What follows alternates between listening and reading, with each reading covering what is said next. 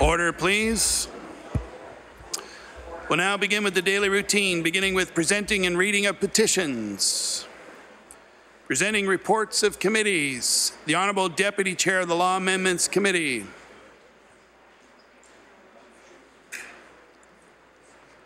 And the Honourable Member for Clare Digby. Thank you, Mr. Speaker. Mr. Speaker, as Deputy Chair of the Committee of Law Amendments, I am directed to report that the committee has met and considered the following bills. Bill number 2, an act to continue to develop Nova Scotia. Bill number 4, an act to amend Chapter 101 of the Revised Statutes 1998, the Corporations Registration Act. Bill number 10, an act to amend Chapter 260 of the Revised Statutes 1989, the Liquor Control Act. Bill number 13, an act to amend Chapter 120 of the Revised Statutes 1989, the Daycare Act. Bill number 16, an act respecting sexual orientation and gender identity protection. Bill number 23, an act to implement the Canadian Free Trade Agreement. The committee recommends these bills to the favourable consideration of the House without amendments.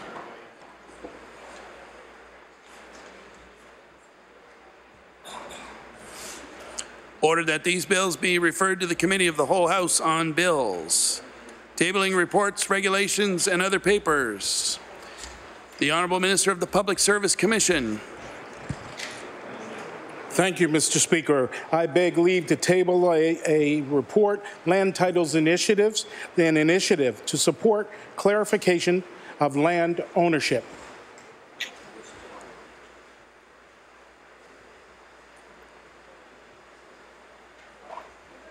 The report is tabled. Statements by ministers. Government notices of motion. Introduction of bills. The Honourable Government House Leader. Thank you, Mr. Speaker. I beg leave to introduce a bill entitled An Act to Amend Chapter 401 of the Revised Statutes 1989, the Residential Tenancies Act.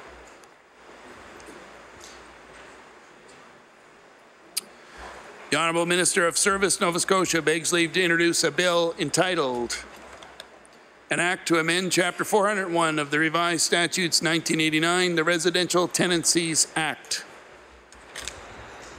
Bill number 38, entitled An Act to Amend Chapter 401 of the Revised Statutes 1989, the Residential Tenancies Act. Ordered that this bill be read a second time on a future day. The Honourable Government House Leader. Thank you, Mr. Speaker. I beg leave to introduce a bill entitled An Act to Amend Chapter 62 of the Revised Statutes 1989, the Cemetery and Funeral Services Act, and Chapter 144 of the Revised Statutes 1989, the Embalmers and Funeral Directors Act. The Honourable Minister of Service, Nova Scotia, begs leave to introduce a bill entitled An Act to Amend Chapter 62 of the Revised Statutes 1989, the Cemetery and Funeral Services Act, and Chapter 144 of the Revised Statutes 1989, the Embalmers and Funeral Directors Act. Bill number 39, entitled An Act to Amend Chapter 62 of the Revised Statutes 1989, the Cemetery and Funeral Services Act, and Chapter 144 of the Revised Statutes 1989, the Embalmers and Funeral Directors Act. Ordered that the bill be read a second time on a future day. The Honourable Member for Cape Breton Centre. Thank you, Mr. Speaker. Mr. Speaker, I beg leave to introduce an act to amend Chapter 246 of the Revised Statutes 1989, the Labour Standards Code, to protect against wage theft.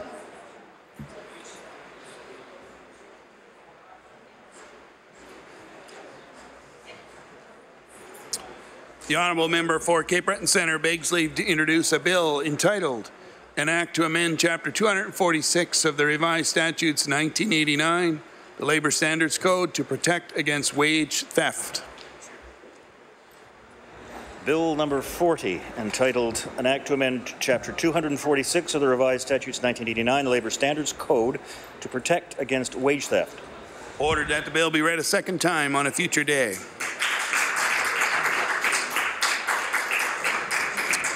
We'll now move on to notices of motion. Statements by members. The Honourable Member for Pictou West. Thank you very much, Mr. Speaker. Mr. Speaker, Lloyd McLean of Linesbrook is a cycling enthusiast who who recently accomplished his goal of completing the entire 273.9-kilometre Confederation Trail in just under 12 hours.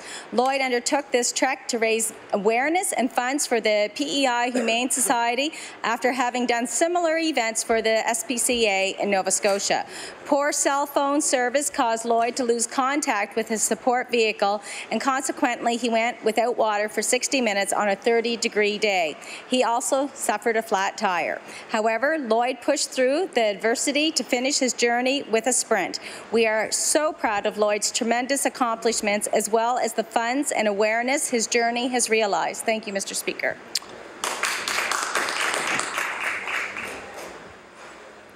The honourable member for Dartmouth North. Thank you, Mr. Speaker. I would like to take this opportunity to talk about an excellent documentary film called My Week on Welfare by Halifax filmmaker Jackie Torrens and her Peep Media producing partner Jessica Brown. The film follows Jackie, a former ESIA client, as she lives for a week with current welfare recipients. She spends her week following two individuals as they go through their daily routines and talks with them about the challenges of living in welfare in Nova Scotia. It's an eye-opening and moving movie and does not place blame, but rather focuses the audience on the real people involved with the system.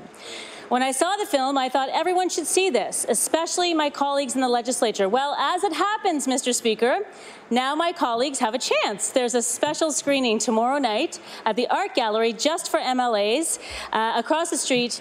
My colleagues in the House will get a chance to see the film, to hear from a few people who are clients of DCS, and to hear from Jackie herself and to ask her questions. I encourage all members of this House to join me and the filmmakers and others for this special opportunity tomorrow night. If you haven't RSVP'd, please do so. Thank you. The honourable member for Preston Dartmouth.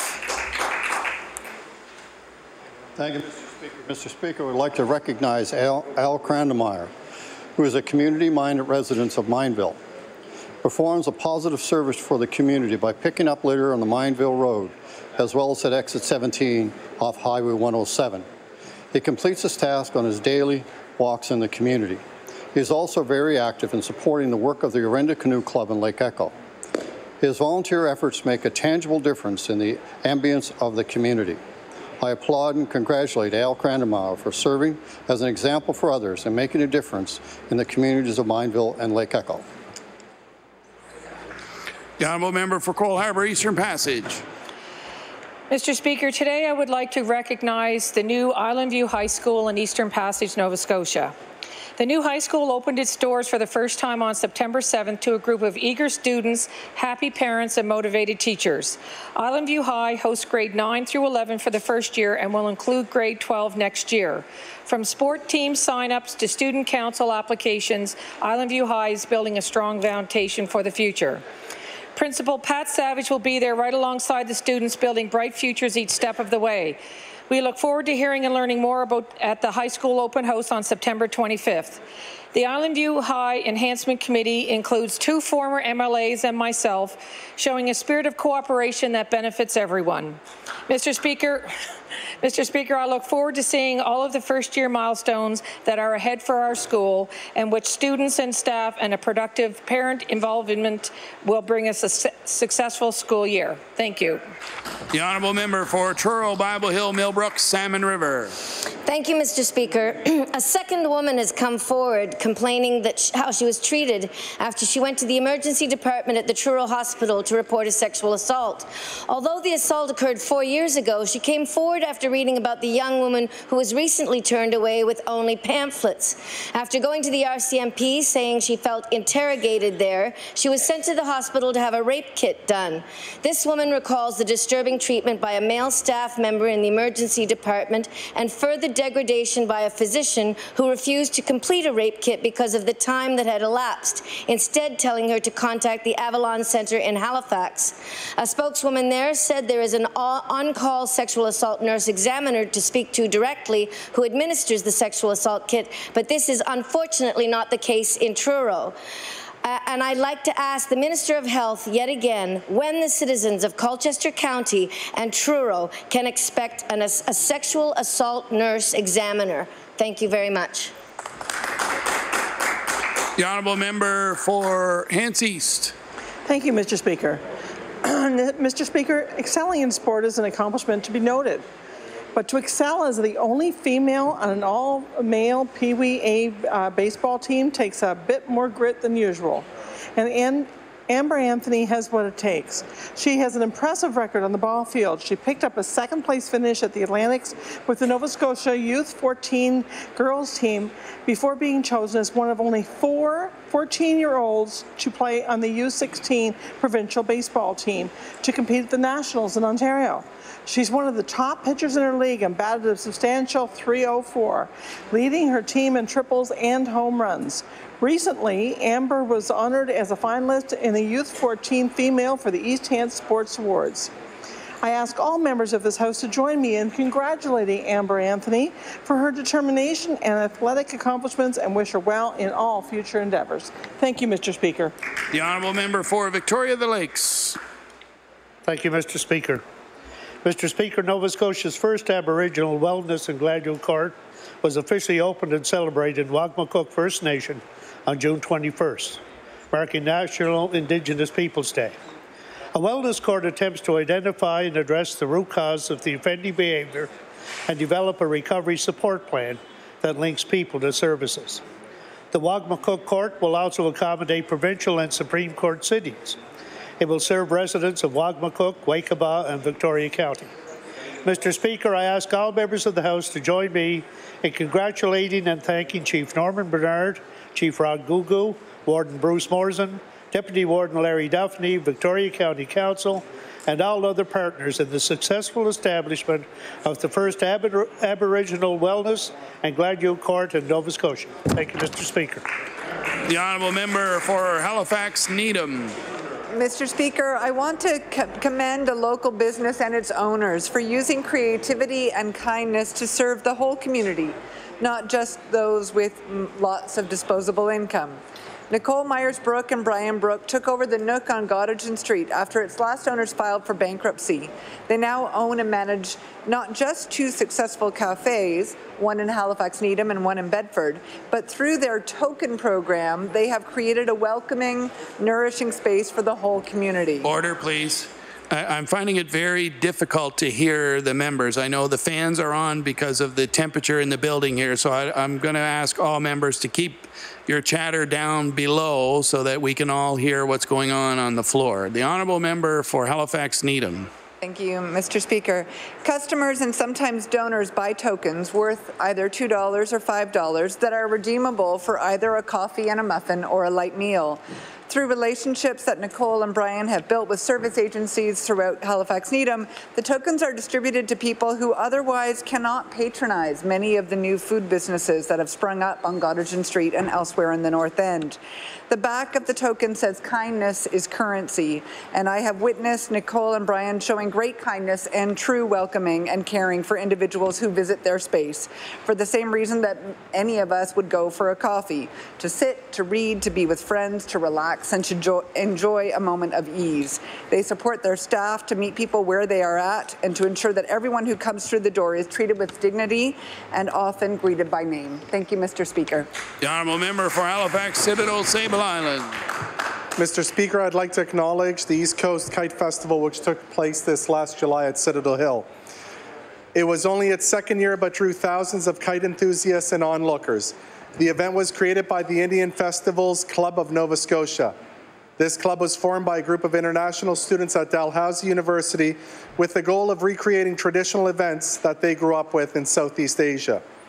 It started as a way to help them transition to life here in Canada, but it is destined to become one of Halifax's signature festivals.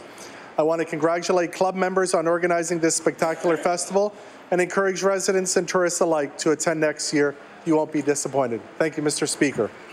The honourable member for Pictou Centre. Mr. Speaker, the province of Nova Scotia has experienced its share of cold winters.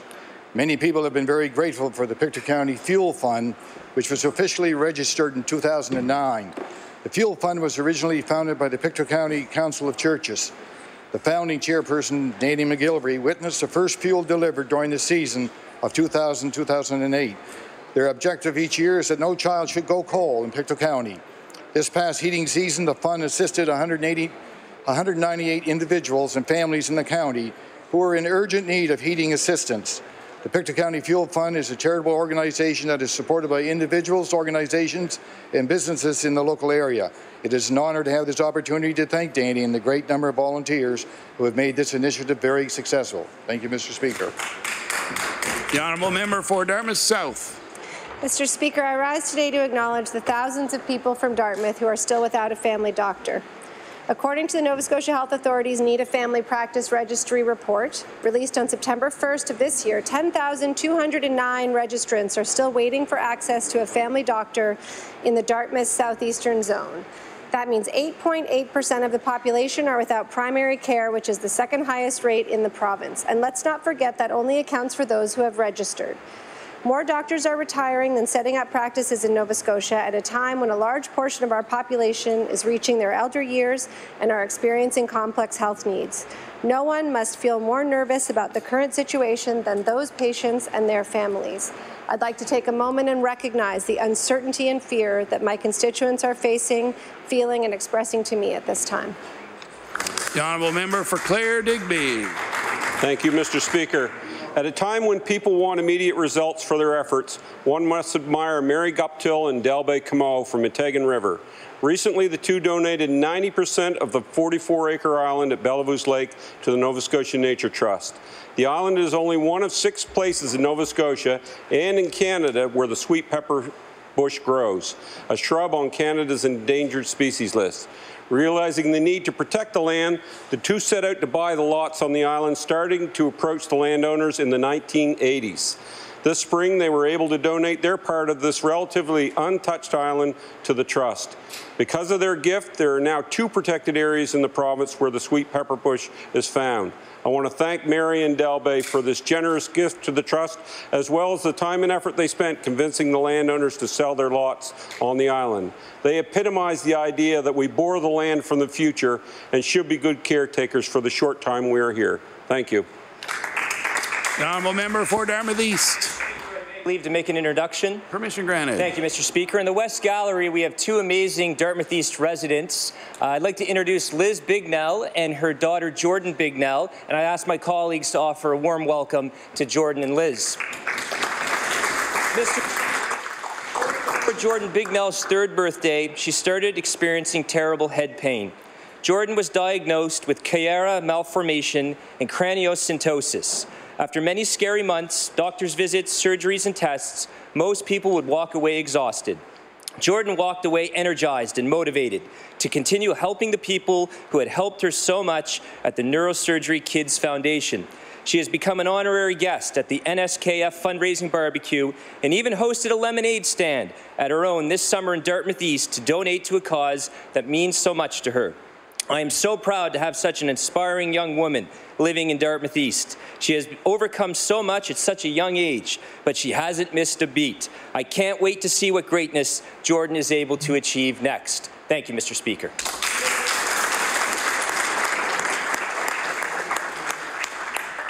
The honourable member for Cape Breton Centre.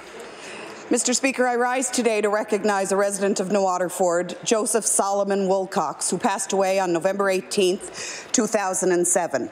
A veteran of the Second World War, he was a member of All Saints Church. Joe worked for 48 years in the Dominion Coal Company and Devco at number 12 Colliery and the mechanical shop in Glace Bay. After retiring in 1988, Joe spent most of his time supporting the New Waterford Hospital Auxiliary. He was known throughout New Waterford and surrounding area for his relentless selling of even split tickets door to door. He was tireless in the campaign to keep New Waterford Hospital and the ER open to the residents of the town. A community activist of the best kind, he had a keen sense of what was right and what was fair, small in size, huge in heart. His biggest cause was New Waterford Hospital. He rallied the troops against its closure in the early 90s and the closure of the emergency department later. At one gathering of 600 residents, Joe went toe-to-toe with the officials of the Cape Breton District Health Authority, and as his daughter said, he gave it to them straight. I'll continue my next time. The honourable member for Guysborough Eastern Shore Tracadie. Thank you, Mr. Speaker. Mr. Speaker, I rise today in gratitude of the actions of Constable Nathan Sparks of the RCMP detachments in both Guysborough and Canso for bringing the Disney and Air Canada Dreams Take Flight program to our youth through his work with the Boys and Girls Club. Because Nathan took the initiative to contact a charity, 4 children in our community were able to go on a whirlwind, all-expenses-paid trip to Disney's Magic Kingdom. All 4 children nominated were delighted, to say the least, and have expressed deep gratitude to Constable Sparks for taking them on a trip they could not have otherwise imagined or ever being able to experience. Mr. Speaker, Constable Nathan Sparks is beloved by the locals because he goes above and beyond the expectations of his job title and volunteerism.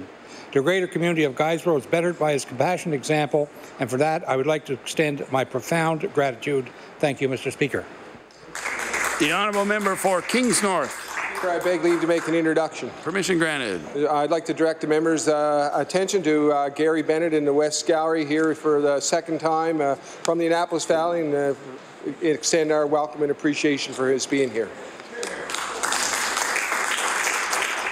The honourable member for Kings North. Mr. Speaker, a group of volunteer students from Evangeline Middle School under the direction of Vice Principal and teacher Stephen Rovers donated 70 tomato and 20 squash plants to gardens involved in the Sharing Our Unappreciated Produce program.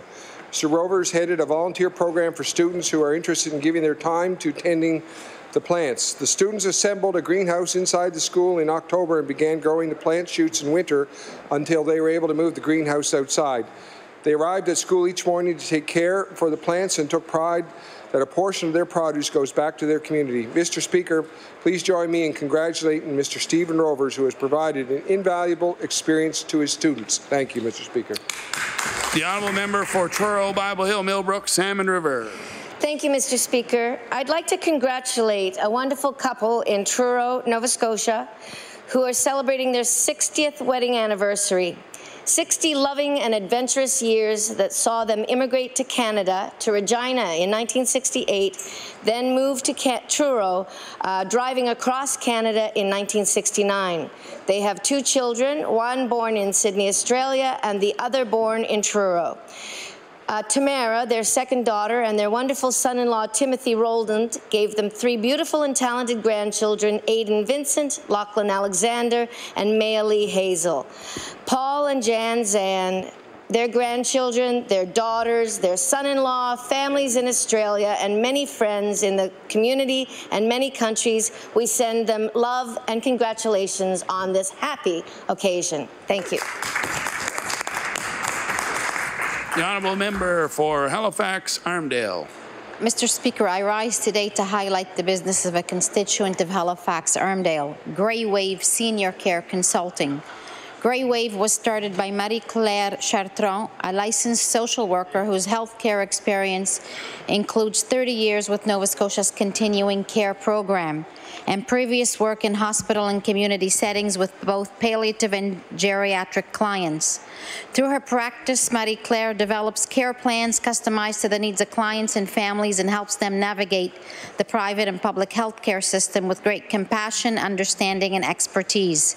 Ce n'est pas toujours simple de naviguer les services de soins de fin de vie, mais Marie-Claire est là pour aider les familles en français et anglais. She is also an elder mediator certified by Family Mediation Canada. I want to thank Marie-Claire for the valuable service she provides and congratulate her on the success of her business. Merci. The honourable member for Argyle-Barrington. Thank you very much, Mr. Speaker, and I'm wondering, with the approval of everyone, if we could revert to introduction of bills.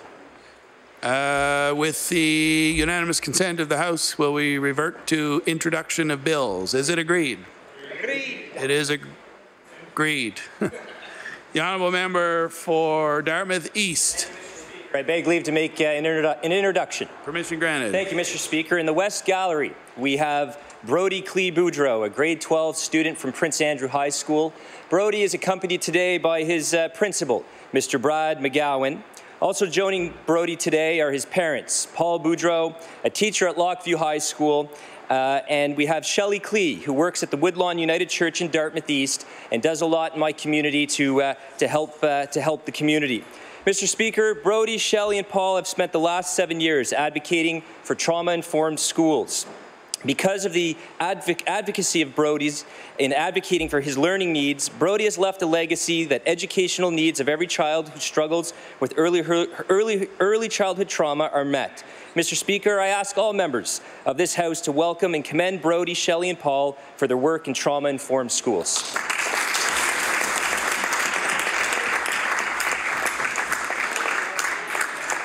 The honourable member for Dartmouth East. Mr. Speaker, I beg leave to introduce a bill entitled An Act to Amend Schedule A of Chapter 1 of the Acts of 2018, the Education Act, and Chapter 1 of the Acts of 1995 to 96, the Education Act, Brody's Bill. Thank you, Mr. Speaker.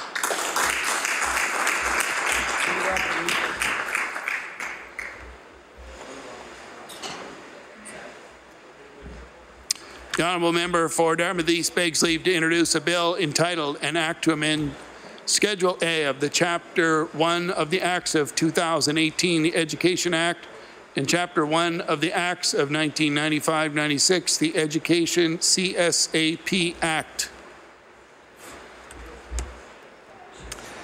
Bill number 41, entitled An Act to Amend Schedule A of Chapter 1 of the Acts of 2018, the Education Act, and Chapter 1 of the Acts of 1995-96, the Education CSAP Act.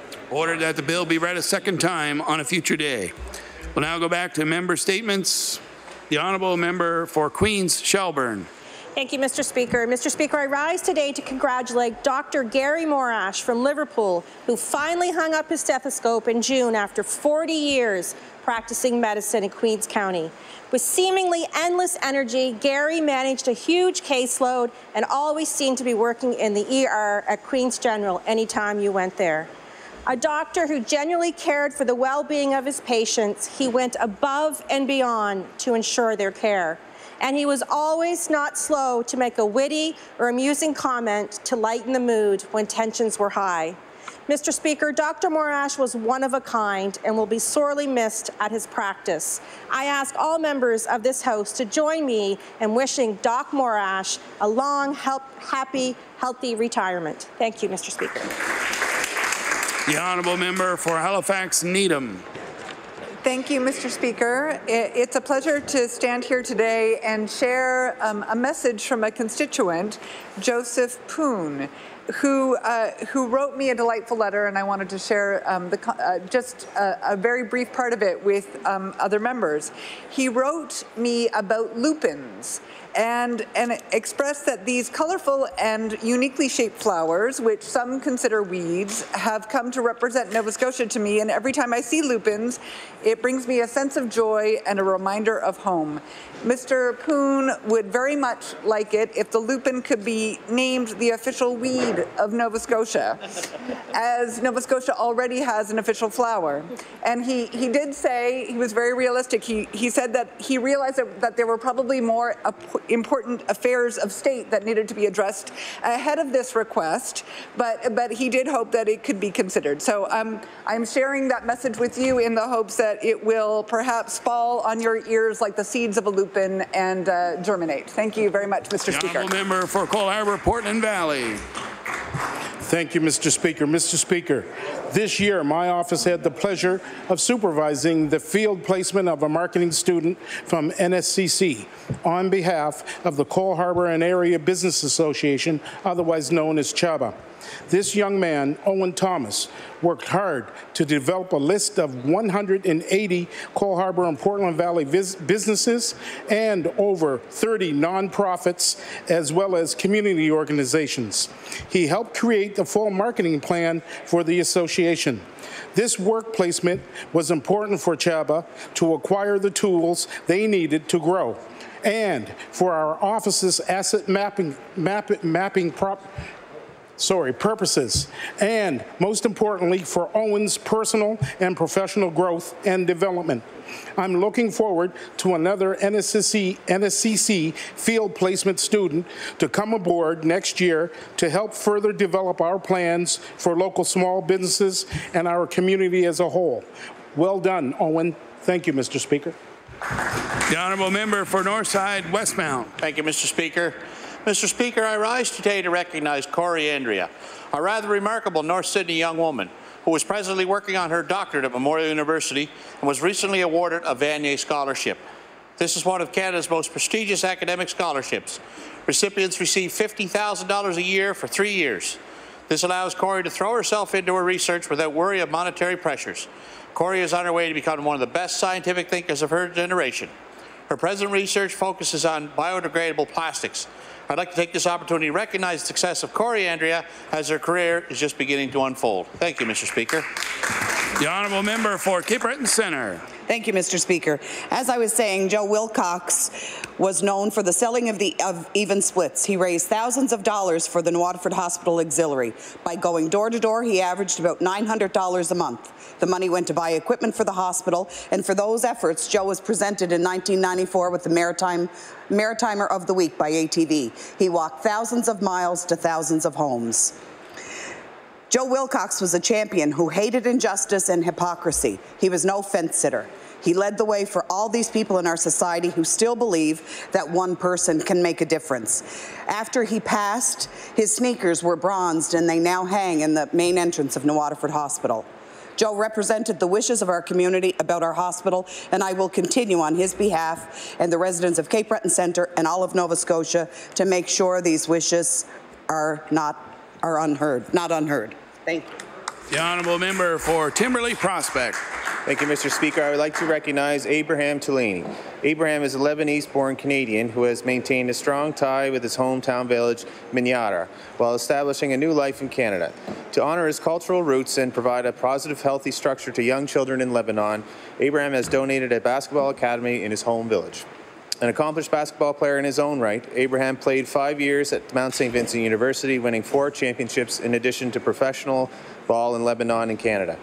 Abraham's basketball academy not only teaches the basics of passing, dribbling, rebounding, shooting, defense, sportsmanship, but also gives local kids a passion and vision for the game, while at the same time providing life skills that will help make them, the children, productive members of the community. Abraham is hoping to establish a similar basketball academy in Halifax, Nova Scotia as well. I'd like the members of the Nova Scotia House of Assembly to join me in thanking Abraham for his work in building stronger communities through the love of sport. Thank you, Mr. Speaker. The honourable member for Cape Breton Richmond. Thank you, Mr. Speaker. Mr. Speaker, love conquers all, even leadership politics. On Saturday, together with loving family and friends, Cecil Clark and Kyle Peterson were joined in matrimony in North Sydney on beautiful Cape Breton Island. Mr. Clark is well known to members of the House, having served in the Executive Council of Nova Scotia as Minister of Economic Development, Minister of Energy, Attorney General, Minister of Justice, and Speaker of this House of Assembly. As members also know, he now serves as the Mayor of Cape Breton Regional Municipality. Mr. Speaker, I would like to take this opportunity to send my heartfelt congratulations to Mayor Clark and his husband-partner, Mr. Kyle Peterson, on the occasion of their wedding and wish them many joyous years of marriage. Thank you, Mr. Speaker. The honourable member for Sydney Whitney Pier. Thank you, Mr. Speaker. Mr. Speaker, I rise today because it was this day 4 years ago that Emily Sarah Mumberket was born into the world. For the last 4 years, Emily has grown into a beautiful young girl who enjoys art, dancing, drama, and hanging out with her family. Emily has a very busy birthday ahead of her, starting off with daycare, spending the day with her grandparents, and then, of course, a video chat with her dad later tonight. So, Mr. Speaker, I rise in my place to wish my baby a happy birthday.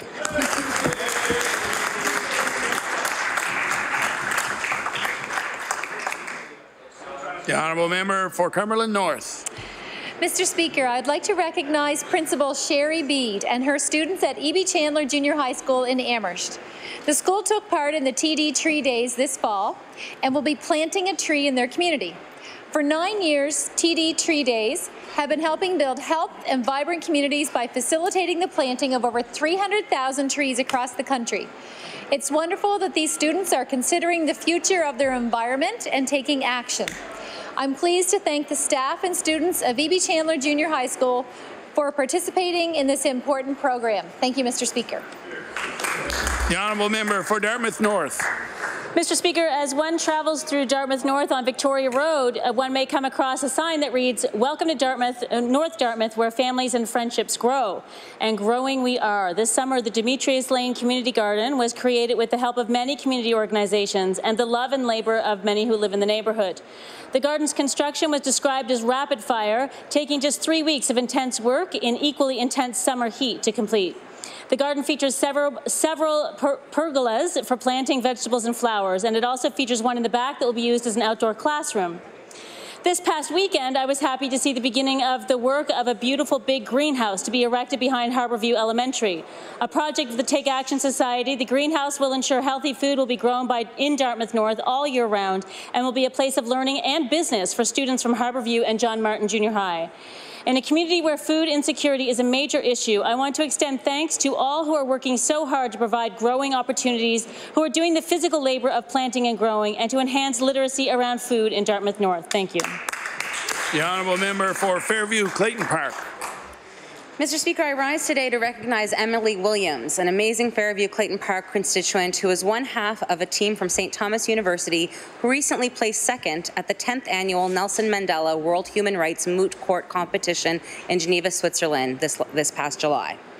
Emily, a graduate of Halifax West in 2015, and her teammate Camille Xavier had to submit 2 legal briefs on the right to life, prohibition of torture, and the right to found a family and related rights, earning them a place in the top 10 of our UN region.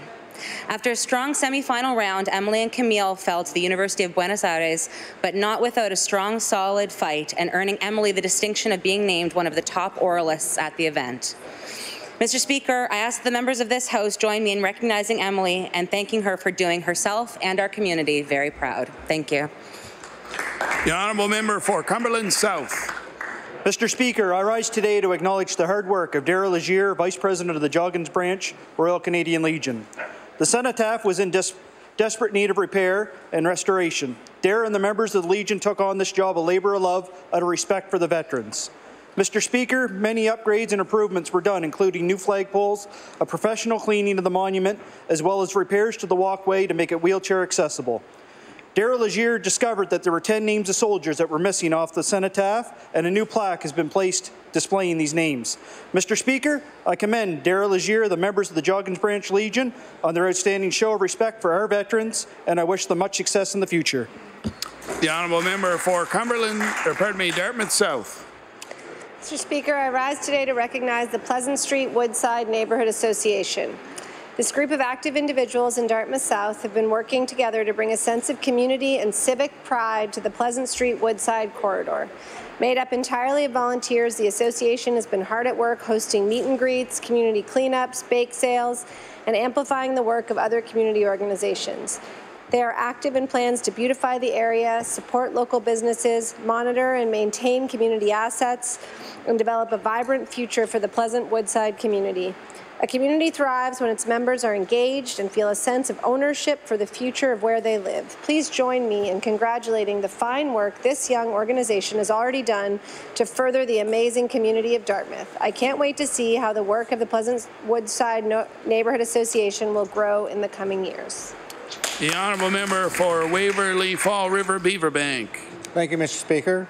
Mr. Speaker, I'd like to congratulate Dr. Beth Bergenshaw on the expansion of her Fall River Chiropractic Clinic in Fall River.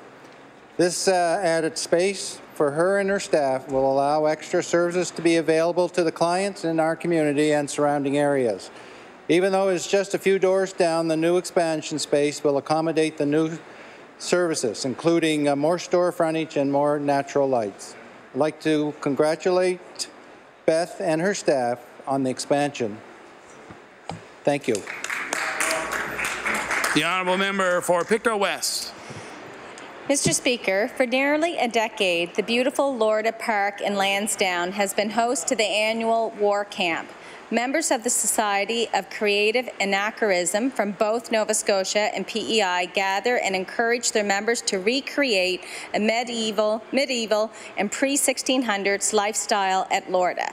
Participants take part in activities such as fencing, sewing, and making scrolls and archery. This unique event showcases their respect and understanding of history and allows them to experience history in the physical world instead of from a textbook. Participants are well known for their welcoming new members and for their camaraderie. Mr. Speaker, I want to thank everyone who organizes and participates in the Barony of Runtalin War Camp each year for bringing history to life. Thank you, Mr. Speaker. The honourable member for Chester St. Margaret's. Mr. Speaker, I rise to congratulate Catherine Ann Martin of Blind Bay in the constituency of Chester St. Margaret's, who was recently appointed to the Order of Canada. Cathy was recognized for her award-winning documentaries and for her commitment to promoting education among the members of the Mi'kmaq, Maliseet, Innu, and Inuit communities, particularly among women and children. Cathy is a member of the Millbrook Mi'kmaq First Nation community and is a past chairperson of the Aboriginal People's Television Network. Her contribution to Canadian culture and arts policy to advance First Nations artists in their respective disciplines has been remarkable. She was appointed as the 14th Nancy's Chair in Women's Studies at Mount St. Vincent University, to the Board of Governors at King's College, and she is also the chair of the Nova Scotia Indigenous Tourism Enterprise Network. I ask the members of the House to join me in congratulating Catherine Martin on her appointment as a member of the Canada and to recognize her outstanding achievements, dedication to her community and to the nation. Thank you, Mr. Speaker. The honourable member for Cole Harbour Eastern Passage. Thank you, Mr. Speaker. I beg leave to make an introduction. Permission granted. I would like to draw everyone's attention to the North Gallery, where we have Dr. Lisa Bonang in the House, and I would like to thank her for her willingness to come down to the legislature to help guide us politicians in issues related to health care. The honourable member for Cole Harbour Eastern Passage. Thank you, Mr. Speaker. I would like to congratulate Dr. Lisa Bonang for all of her work on behalf of all Nova Scotians. In fact, in 2017, Dr. Bonang was named by the Dalhousie Medical Alumni Association the Family Physician of the Year. Lisa is a rural family physician in Musquodoboit Harbour, and she excels in combining the clinical and business side of family practice with the art of family medicine. She's also the leader of the Musquodoboit Harbour Medical Clinic, where she makes a difference in the many lives of the people that she touches. She's involved in primary health care research, and she lectures at Dalhousie University, and she's known for mentoring both students and politicians who are willing to listen to her. She also participates in many numerous professional organizations, including Doctors Nova Scotia and the Provincial Drug and Therapeutic Committee. And in addition, she finds time to care for her young family and enjoys many activities such as golfing and bowling. Dr. Bonang mentions that family medicine can be summed up in one word: family. Thank you, Mr. Speaker. The honourable member for Halifax Atlantic. Mr. Speaker, today I wish to share the news of the exciting launch of the Spryfield Community Association's outdoor movie theatre. The Spryfield Community Association is a group of energized community builders who are truly making things happen in Spryfield. Over a year ago, they applied to HRM's Neighbourhood Placemaking Program with their idea to build an outdoor movie theatre where community members could come together, socialize, and enjoy movies. They were successful in their application and have just finished building their outdoor theatre at the Urban Farm Museum of Spryfield. The screen and seating are under the stars. Mr. Speaker, I ask the members of the House to join me in congratulating Krista, Abe, Veronica, Emily, Marjorie, Melissa, Gilbert, Karen, Dave, and everyone else for their successful efforts in bringing our community closer. They are connecting neighbourhoods through their many events and now doing it one movie at a time. Thank you, Mr. Speaker. Member for Pictou East. Thank you, Mr. Speaker. Mr. Speaker, today I want to acknowledge an outstanding resident of Pictou East and to share a little information about Donald Horn. He recently created the Donald Horn Endowment for Children's Health. I'm delighted to say proceeds from this fund will go directly to patient care for children in Pictou County. Prior to this endowment, Don's donations have been used for equipment and enhancements for the new emergency department, the palliative care unit, and the women and children's care unit at the Aberdeen Hospital. Through the timeliness of his generosity, Don is witnessing his legacy at work and loving every minute of it. I'm proud to call Donnie a friend, and along with my thanks, I'm looking forward to our kitchen table chats. Thank you, Mr. Speaker.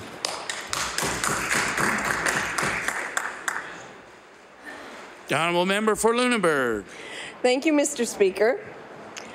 On July 28th, the Lunenburg Library opened its doors to the public at its new location on the first floor of the Lunenburg Academy. But before that, 18,000 books located at the library's former location had to be moved up one of the steepest hills in Lunenburg.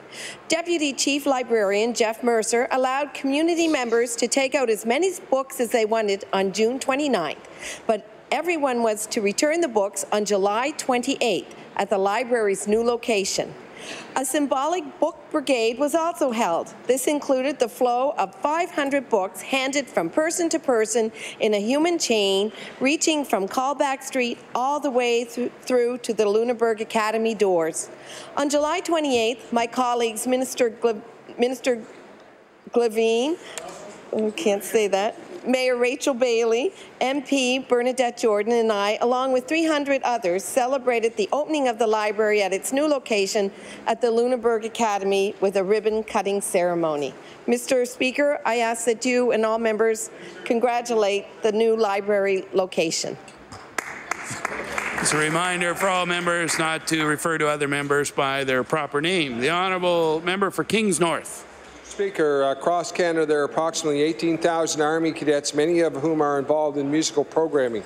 On May 23rd, one young man from King's Edgehill School came out on top. Andrew Kinnett won the Lieutenant General J.W. Quinn Annual Award for Excellence in Music, a national award from the Canadian Cadet Organization. Andrew has been part of the 245 Royal Canadian Army Cadet Corps at King's Edgehill School for approximately 6 years. Andrew is one of the most respected drum majors Captain Keith Hines has ever worked with. Mr. Speaker, please join me in congratulating Andrew Kinnett on receiving this national award. The honourable member for Clayton Park West. Okay. Mr. Speaker, I would like to introduce a woman in my riding that has a natural gift for teaching others. Carol Hill was a dean and a professor at Mount St. Vincent University, a guidance counselor at Nelson Winder Elementary School, and worked as a psychologist in Edmonton. Now, at the Cash and Goodman Library, she helps those who are new to the English language reach their full potential. Carol volunteers for the English Language Learners Group and has also volunteered for the library's literacy program to help students get their GED. Carol loves to teach, but says she is the one learning by meeting new people and hearing all the different cultural experiences they share with her. Mr. Speaker, would this House of Assembly join me in thanking Carol Hill for sharing her knowledge with those who seek it from her. Our community is a better place because of people like Ms. Hill. Thank you, Carol. The honourable member for Queens Shelburne. Mr. Speaker, I rise today to acknowledge the work of the Milton Community Association and everything they do throughout the year, culminating in the Milton Days Festival each July. This community favorite dates back many years and includes fun events for all the family, like the pageant and talent show, the Great Milton Garden Party, the Kids and Pets Parade, dances, variety shows, and show and shines, and much more.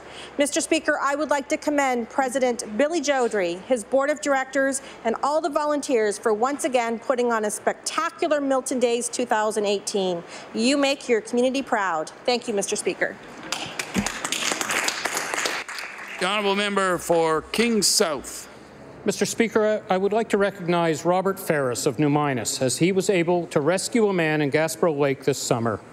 Robert witnessed a canoeist who had tipped and was unable to get back in his canoe due to exhaustion. Robert was able to rig a rope under the man's arms and waist and slowly tow him back to shore. The canoeist was so grateful that he had a flask engraved with the words, "St. Bob, Water Rescue." Even more impressive is that in February 2018, Bob received double bypass surgery and fought a severe strain of pneumonia while recovering into the spring. I would like all members of the Nova Scotia House of Assembly and join me in thanking Robert Ferris on his ability to think fast, react quickly, and come to a stranger's aid. Nova Scotia is a better place because of citizens like Bob. Thank you, Mr. Speaker. The honourable member for Northside Westmount. Thank you, Mr. Speaker. I rise today to thank volunteer fire departments for their dedication and service. The North Sydney Volunteer Fire Department has 35 volunteers that answer 500 to 600 calls per year and have more than $1.5 million of equipment that has been purchased primarily through fundraising. The countless hours of training and sleepless nights the department volunteers spend serving our community are worthy of our gratitude. I would like to take this opportunity to thank the members of the North Sydney Volunteer Fire Department for being a cornerstone of the community life and life in their community. Thank you, Mr. Speaker. The honourable member for Lunenburg West. Thank you, Mr. Speaker. Mr. Speaker, Anita Hyatt received the Memorial Cross for the loss of her son, a member of the United Nations Emergency Force, who died in 1966 while serving in Egypt. This amazing lady, who turned 95 this past May, has shown a strong commitment and passion to help those in need, with a special place in her heart for children. She lovingly knitted and donated Premi caps to the South Shore Regional Hospital and made hats, mittens, and scarves for family and children's services, bringing joy to many children. She also knit pneumonia vests for overseas and made hundreds of dolls for children in Africa, in addition to baking pies for church and community fundraisers and wrapping gifts for the Children's Wish Foundation. Anita has a pleasant personality, sharp wit, and a great sense of humor. She's still going strong, and although she had to give up some of her beloved hobbies and volunteer work due to a sight and hearing impairment, she is well known for giving her time generously to her community. Thank you to Anita for her incredible services. Thank you, Mr. Speaker. The honourable member for Cape Breton-Richmond. Mr. Speaker, every year the Royal Canadian Legion Branch 43 Port Hawkesbury hosts a Remembrance Day poster and literary contest. This year's winner was Tamarack Education Centre Grade 8 student Sarah Pluta, now a Grade 9 student at Sarek. Sarah won at several levels for her entry in the intermediate poetry category. Her poem, My PTSD, took first place for the Nova Scotia Nunavut Command and took first place at the Royal Canadian Legion Dominion Command. Sarah is the daughter of Dr. Paul Pluta and Karen Pluta of Port Hawkesbury. Mr. Speaker, I would like to offer congratulations to Sarah on receiving the significant award and to the Royal Canadian Legion for continuing to involve our youth in the programs and events. Thank you, Mr. Speaker. The honourable member for Bedford. Thank you, Mr. Speaker. Back in May, Abigail Harper was named Bedford's Youth Volunteer of the Year, and I can tell you she's a very impressive young woman. Abigail started volunteering in a Spark unit when she was in 3rd grade. Now she's been volunteering for 7 years. She's the longest serving and most dedicated youth volunteer in the Bedford District Girl Guides. Her unit performs a lot of service to the community, all of which Abigail says has taught her patience, organization, planning, leadership, tolerance, and compassion. Abigail plays ringette and referees games as well. She volunteers with the Bedford Beavers swim team, where she's been a member for the past 9 years. And last year, she received the Best Buddy Award for mentoring younger swimmers and has earned her Level 1 official pins. She also assists with the Bedford Lions Club activities and events, including seniors' dinners and the New Year's levee. She's also involved in a number of school activities, plays the tuba and the trombone in a number of different bands and ensembles, and also has been involved in her school's cultural club and student leadership. We're lucky to have such an inspiring young woman in our midst. Thank you, Abigail, for making Bedford a special place. The honourable member for Cumberland North. Mr. Speaker, I rise today to recognize Drew Brownell of Amherst. Drew is a young man who took it upon himself to pick up garbage in one of the local parks. Drew's initiative and community-mindedness shows his strength of character. It's remarkable that someone at such a young age would have so much pride in the areas where he plays that launched the cleanup. Drew is a great example to his peers, and it is a pleasure today to salute him. Thank you, Mr. Speaker. The honourable member for Kings West. Thank you, Mr. Speaker. I rise today to recognize the Grade 6 Flight Education Program at the Greenwood Military Aviation Museum, which recently welcomed its 8,000th participant. The Flight Education Program has been in operation for over 16 years, teaching Grade 6 students about the history of aviation, the science of flight, as well as inspiring participants to pursue career paths which lead them to the skies. As the MLA for Kings West, I would like to offer my sincere congratulations to Lloyd Graham, the Flight Education Program Coordinator, and the rest of the team at the Greenwood Military Aviation Museum for providing a long-standing and unique educational opportunity to thousands of students in our community. Thank you, Mr. Speaker. Thank you very much. We'll now move on to oral questions put by members to ministers. The Honourable Leader of the Official Opposition. Thank you very much, Mr. Speaker. My question through you is to the Minister of Health and Wellness. Last September, residents of the Digby area were relieved when Dr. Gina Burgay and Dr. Jennifer Chang joined the Digby and Area Health Service Centre. At the time, the MLA for Clare Digby said that the new doctors would help, and I quote, area residents better manage their health concerns and hopefully live longer lives, and I will table that.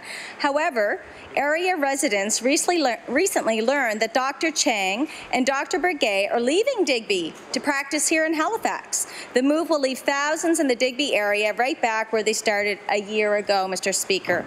How many months will the constituents of Digby area have to wait to replace these two doctors? The Honourable Minister of Health. Thank you, Mr. Speaker, and I thank the member for raising the concerns of the residents of Digby. The fact of the matter is, Mr. Speaker, the work is ongoing for recruitment in communities across the province. That hasn't stopped.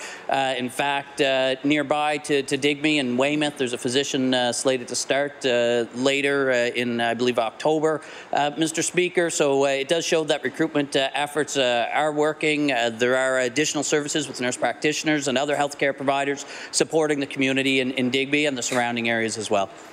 The Honourable Leader of the Official Opposition. Thank you, Mr. Speaker. So lose two and get one. Like many areas of Nova Scotia, the Digby area has faced doctor recruitment and retainment issues for over the years. There is a constant challenge to make practicing in rural areas as attractive as practicing in the city or other parts of Canada or the U.S. To overcome those challenges, the government must understand exactly why doctors are reluctant to set up practice and eager to leave these areas.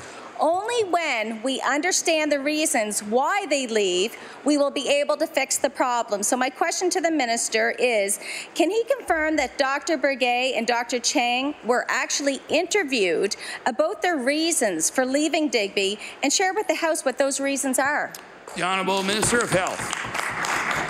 Thank you, Mr. Speaker, and I hope the member opposite can appreciate that disclosing personnel information about why individuals make decisions about their work environments would be relevant to them, Mr. Speaker, not something that would be appropriate to be disclosed on the floor of the legislature. The Honourable Leader of the Official Opposition. Thank you. Just wanted to know if there was an actual exit interview. In recent weeks, there has been jarring upheaval in the ranks of the Health Authority's doctor recruitment unit. Specifically, there have been two high-level departures of people in leadership roles. To compound that void, a recruiting website has been in months and months in making.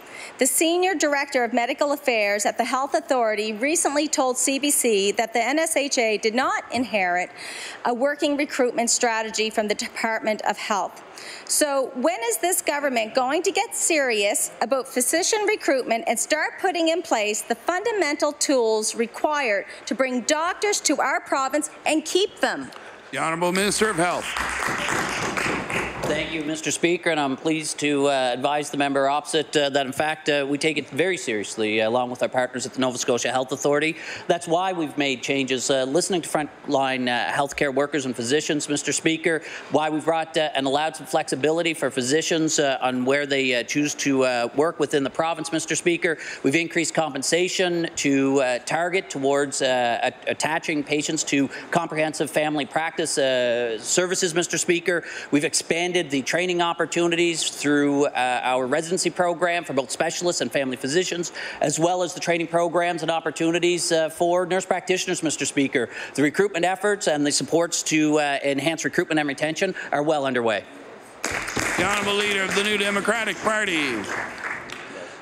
Last month, a private for-profit healthcare clinic opened up in the city on Joseph Howe Drive.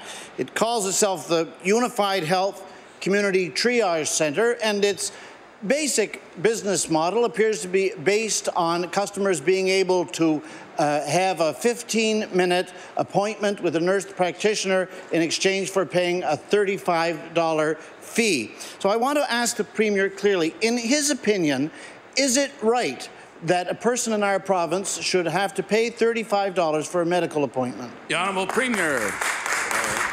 Mr. Speaker, you know, Mr. Speaker, that the healthcare system is publicly funded in this province. And, Mr. Speaker, we expect all of the institutions that are providing healthcare services to meet the Canada Health Act. The Honourable Leader of the New Democratic Party. This for-profit clinic is deeply troubling to many people who are concerned about public health care. And one of the things that's most troubling about it is that this private for-profit clinic has listed amongst its investors, partners, sponsors, the province of Nova Scotia and the province's InnovaCare. Here we are with a public health care system strapped at so many levels for financing. So I want to ask the Premier, what in the world is the government doing using public resources to fund a private money-making health care project? The Honourable Premier. Mr. Speaker, I'm not sure the organization he's referring to. If he's referring to InnovaCare, it's an arm's length organization from the government, Mr. Speaker. The Honourable Leader of the New Democratic Party. Well, this may not be an abiding concern for the Premier, Mr. Speaker, but it was an abiding concern this weekend for Doctors Nova Scotia, who met to discuss this issue. Kevin Chapman of DNS said after the meeting, and I will table his words, that the private clinic seems to create a two-tiered system at a time when our focus should be on strengthening the public system rather than trying to concurrently put a private system in place. A person could fairly conclude that the emergence of a private for-profit clinic providing a service that is supposed to be provided in Nova Scotia free indicates that the job the government is doing on providing health care is missing the mark at a pretty basic level. What other conclusion does the Premier think the public of Nova Scotia ought to come to? The Honourable Premier. Mr. Speaker, I want to thank the honourable member for the question. What the people of Nova Scotia should conclude, Mr. Speaker, is that we received 160 family doctors. We know there's more work to do. They should all recognize in September there's 19,000 Nova Scotians who found themselves attached to a family practice in this province, Mr. Speaker. They should also come to the conclusion that we've opened up 10 residency seats to ensure that we're training more young doctors in this province to be able to continue to work in this province. Also recognize and come to the conclusion that those 15 specialty residency seats were put in place to ensure that we deal with the issue and making sure that we have specialists in our province. And we're going to continue to make sure that we reach out and provide primary health care services to all Nova Scotians. The Honourable Leader of the Official Opposition. My question through you is to the Minister of Health and Wellness. It's no secret this government continues to underfund mental health care in this province. We have a health care budget of approximately $4.4 billion. Only 7% of that budget is allocated to mental health services. Every day, the stigma that has been attached to mental health gets weaker. This will surely result in more and more Nova Scotians coming forward to get help. However, this health minister and premier continue to turn a blind eye to those requiring mental health services and have yet to inject a healthy dollar amount into our underfunded mental health services. What efforts are being made by the health minister to increase mental health funding in the overall core health budget? The Honourable Minister of Health.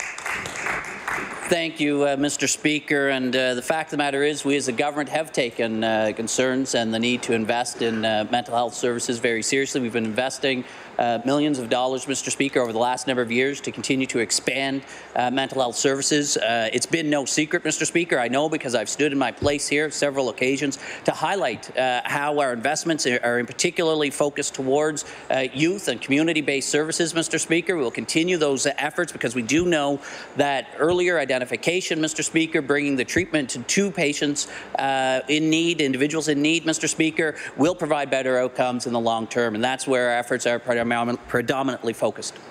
The Honourable Leader of the Official Opposition. Well, Mr. Speaker, there's been definitely no expansion of those services in Cape Breton, Pictou County, and other places across this province. We have watched access to mental health care decline under this government. It's obvious and it's a simple fact. The Aberdeen unit was closed, the psychiatrists there that remained were overworked and soon left. When we raise these questions here on the floor, the government thanks a bunch of people and then announces fancy-sounding programs like the Practice Ready Physician Stream. Well, Mr. Speaker, my question to the minister is, if this programming is the answer to the government's plan to alleviate suffering and wait lists for physicians, why does he deny the funding that it needs? The Honourable Minister of Health. Thank you, Mr. Speaker. Again, pleased to remind the member opposite that we do provide the funding of our programs and services that we commit to, that we continue to invest and expand services.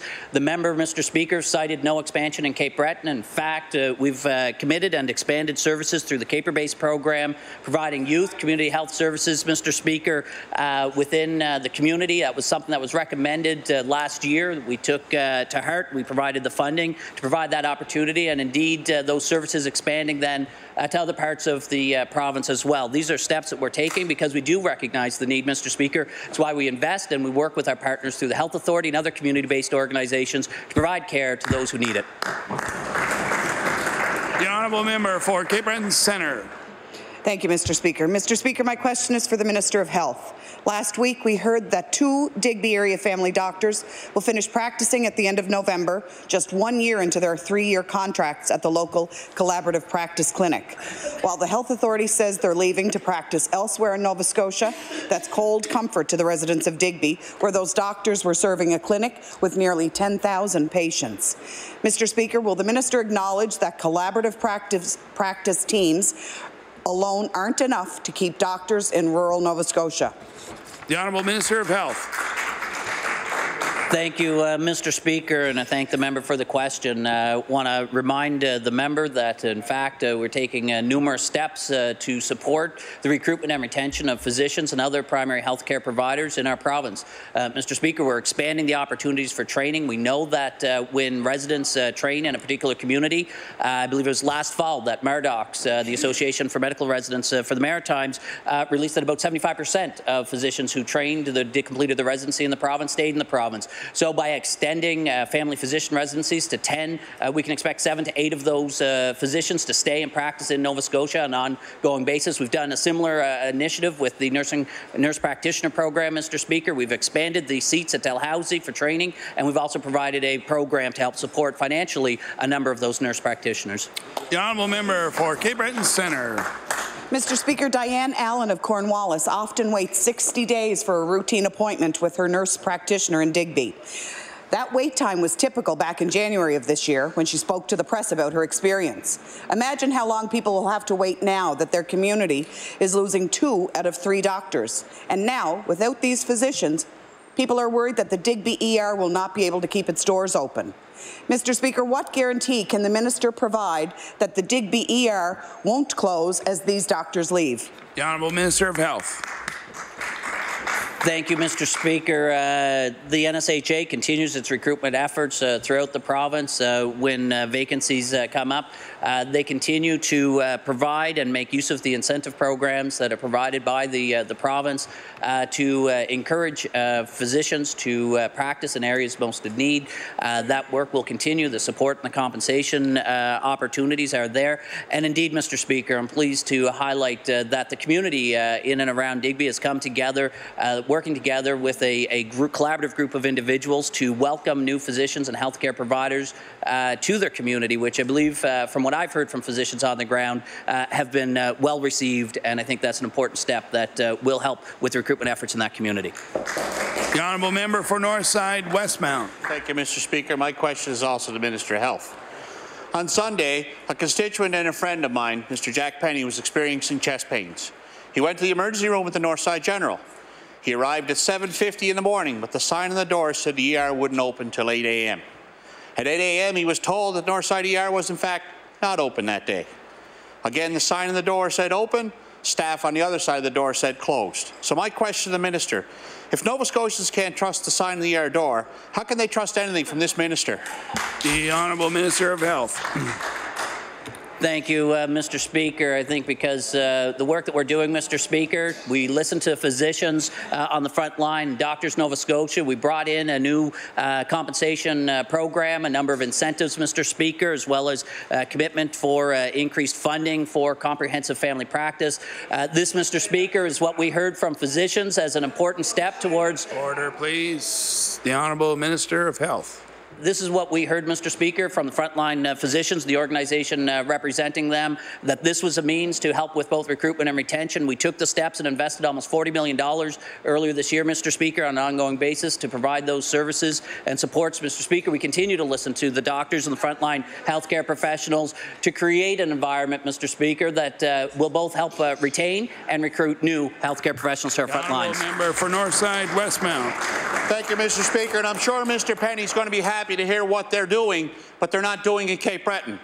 Mr. Speaker, 2 nurses at the emergency room in the north side sat with Mr. Penny while he waited for an ambulance to transfer him to the Cape Breton Regional Hospital. Once he arrived at the regional, he was seen by a nurse who was from British Columbia.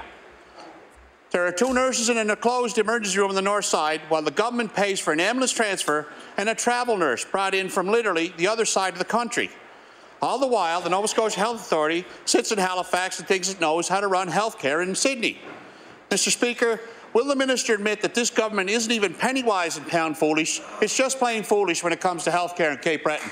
The Honourable Minister of Health. Thank you, Mr. Speaker, and I think the member opposite knows full well our commitment to investing in healthcare in Cape Breton. Knows, Mr. Speaker, that we'll be creating new primary healthcare facilities in North Sydney as well as New Waterford. We'll be expanding the emergency. Order, please. The Honourable Minister of Health has the floor. We'll be expanding the emergency room services at both the Cape Breton Regional Hospital in Sydney and in Glace Bay, Mr. Speaker. We'll be doubling the size of the cancer facility at Cape Breton Regional, Mr. Speaker. We're investing in the health care of Cape Bretoners, and they know that full well. The Honourable Member for Cumberland North. Mr. Speaker, last week at Cumberland Regional Healthcare Centre, 20 of the 39 medical acute care beds were filled with people waiting long-term care. 50% of the beds, Mr. Speaker. Meanwhile, the Emerge Department is lined up with people who need one of those hospital beds but are forced to stay in the hallway on a stretcher.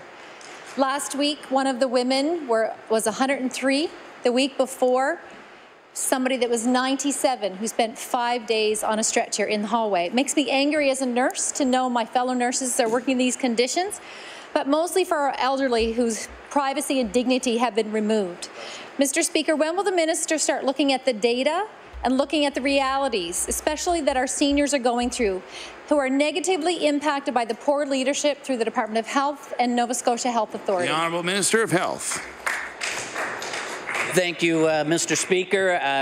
Happy to advise the member opposite. We certainly do take the concerns and the care of our aging population seriously. It's one of the reasons why we struck a long-term care panel, Mr. Speaker, to look into the services that are provided in our long-term care facilities. This is one step, Mr. Speaker, that we're taking to ensure that the environment and the care services we provide are appropriate for our aging population. We do share the members' concern. We want to make sure that our aging population are getting the care that they deserve. The Honourable Member for Cumberland North. Mr. Speaker, last week, while 20 people lay in the acute care medical beds waiting long-term care, there were 18 empty beds in local residential care homes that are being paid for by this government. So while we're paying for empty residential care beds, while acute care beds are being tied up with people waiting long-term care, the government can't point the finger elsewhere on external factors or international trends. This is simply resource mismanagement, plain and simple. The question, when will the Premier and the Minister of Health admit that their government has failed the people of this province and need new leadership at Department of Health and Nova Scotia Health Authority? The Honourable Minister of Health.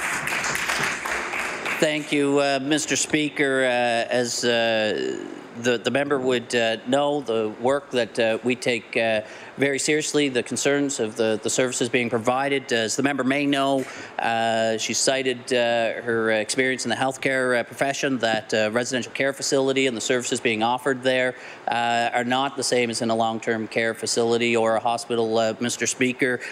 So when looking at the needs of the population, of the people who would be in those beds, I'm quite confident that if a residential care facility was the appropriate location for them to receive that level of care provided in that facility, that would have been made available to them. But, Mr. Speaker, where that wasn't made available to them, I'd have to conclude that it wasn't the appropriate clinical or environment for the care that they needed. The honourable member for Cole Harbour Eastern Passage. Mr. Speaker, my question is for the Minister of Health. Last week, I wrote the Minister requesting that he help an elderly, immobile constituent of mine obtain a motorized wheelchair. This constituent's occupational therapists, doctors and nurses stress that a motorized wheelchair is mandatory for her before she can be discharged from the Nova Scotia Rehab Centre, which could be as early as October the 1st. My constituent meets all of the requirements for the government's Continuing Care Senior Community Wheelchair Loan Program. Unfortunately, the wait time for a wheelchair through this program is over a year. The demand for this program has far exceeded the funding. I can only assume that the cost of the recommended chair would be far less than a year-long stay at the Nova Scotia Rehab Centre. Question, will the Minister explain to me the thinking behind underfunding a critical mobility aid program that will keep an elderly woman apart from her husband and family for over a year? And will he commit to helping this constituent gain access to a wheelchair so she can go home? The Minister of Health. Thank you, Mr. Speaker. I can confirm that the member did leave a piece of correspondence on my desk that I've got here. I did take a look at it just as the House session was getting started. I can commit to the member that I'll certainly look into the situation for her constituent as requested in the correspondence. The honourable member for Cole Harbour Eastern Passage. Thank you, Mr. Speaker. Again, my question is to the Minister of Health. I appreciate that. I will relay that to her this afternoon. I understand that not everybody's going to qualify for the senior wheelchair program. If you're an outpatient and not lucky enough to be in a hospital, you are going to have to wait 2 years to get admitted to the wheelchair assessment and prescription program. Then you'll have to wait another year to get a wheelchair. So for those not in a hospital bed, they're going to wait 3 years without being able to get around their home. To make matters worse, Easter Seals Nova Scotia has had to move to Dartmouth and can no longer have a facility large enough to house wheelchair donations. My question to the Minister of Health, can he explain to me why programs designed to help the elderly and disabled return home are being increasingly underfunded and understaffed? The Honourable Minister of Health. Thank you, Mr. Speaker. And as the member noted in the remarks, part of the program does work with partners in the community sector. The member cited some wait times that are not consistent with the information that I have. I'll have to double check that, Mr. Speaker, as far as what she's suggesting here on the floor are the wait times in the program, but the last time I was briefed, they were not noted to be that long, Mr. Speaker. The honourable member for Dartmouth South. Mr. Speaker, my question is for the Minister of Education. One morning last week, Darla Haverstock watched her child get on a school bus. An hour later, she received notification that her child was absent due to an apparent glitch in the parent notification system. In the days before that, the bus routes assigned for both of her children were getting them to school 15 to 30 minutes late each day. Mr. Speaker, the Minister has told this House that he is working with stock transportation in the regional centres, but has not been at all clear about how he's working with parents. Mr. Speaker, again, I'd like to ask the Minister, how are parents being included in the department-led review of school busing? The Honourable Minister of Education. Thank you very much, Mr. Speaker. I appreciate the member's question. There are a number of unacceptable situations that are happening in our busing system, particularly here in HRM. Ones that we have indicated to stock transportation need to be addressed immediately. More broadly, we know we have some work to do as a province to make sure we have the best practices so that each and every parent, student can rely on safe and timely service. We will be engaging parents on these conversations through our SACs and their new enhanced role in the system. We'll have a survey that's available through the website on the Department of Education so that they can provide us with direct feedback. We'll also be reaching out directly to principals through the newly established Principals Association. Those folks have invaluable information on the challenges that we experience in our schools, and this will be the first order of business for the Provincial Advisory Council on Education as well. Thank you very much. The Honourable Member for Dartmouth South. Thank you, Mr. Speaker. Mr. Speaker, Nova Scotia's democratically elected school boards were not perfect, but they did hold public meetings that parents could attend. It's now 2 weeks into the school year, and the Provincial Advisory Council on Education, which the Premier just referenced and has been talking about for many months now, still doesn't exist. When it does, the minister said he has no plans for it to hold public meetings. The minister's review of busing is happening inside the department without any consultation so far or indication that the findings will be shared. Parents are feeling frustrated and ignored. Mr. Speaker, how does the minister expect parents to have confidence in decisions that are being made behind closed doors? The Honourable Minister of Education. Mr. Speaker, thank you very much. In fact, we've been reviewing all the information that's been coming into the department, into our regions, being shared by our MLAs. These challenges date back 4 years, particularly in HRM, when it comes to the challenges that parents have been experiencing, Mr. Speaker. And I think what parents' expectations are is that government address these situations so that we find results in achieving the changes that we want. There's too many unacceptable situations where parents don't even know where their kids are.